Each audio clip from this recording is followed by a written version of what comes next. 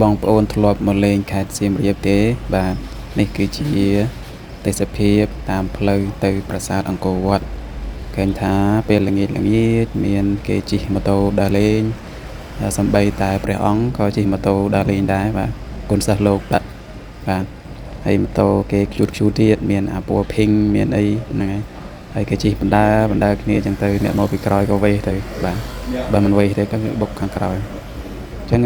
ជិះបន្តទៅមុខទៀតឃើញមានអ្នកជិះកង់ហាត់ប្រាណបាទអ្នកខ្លះជិះកង់ទៅញាប់តែជើងអត់ទៅមុខទេបាទអ្នកខ្លះជិះកង់លឿនបាទធាក់ឈ្នាន់មួយទេមិនដែលលឿនដូចម៉ូតូហ្នឹងហើយម៉ូតូពីរហ្នឹងអត់ទៅណាឆ្ងាយទេខ្ញុំក៏ថតបន្តទៀតហ្នឹងហើយដល់កន្លែងសវគមប្រាសាទអង្គរវត្តស្រាប់តែឃើញមានអ្នកជិះកង់ម្នាក់ទៀតបាទអញ្ចឹងគាត់ធ្វើការហាត់ប្រាណបាទសុខភាពល្អមានរាងកាយមាំមួនសុខភាពល្អហើយមានសម្រស់ស្រស់ស្អាតទៀតហ្នឹងហើយអញ្ចឹងបងប្អូនមកលេងប្រាសាទអង្គរវត្តកុំភ្លេចមកកន្លែងនេះផងបាទកន្លែងនេះកន្លែងកសិនទឹកនៅជុំវិញប្រាសាទអង្គរវត្តឥឡូវនេះមានទឹកច្រើនដោយសារគេបញ្ចូលទឹកបាទគេបញ្ចូលទឹកបន្ថែមដើម្បីឲ្យវាត្រជាក់បាទហើយមើលទៅវាស្អាតគេកំពុងតែរៀបចំ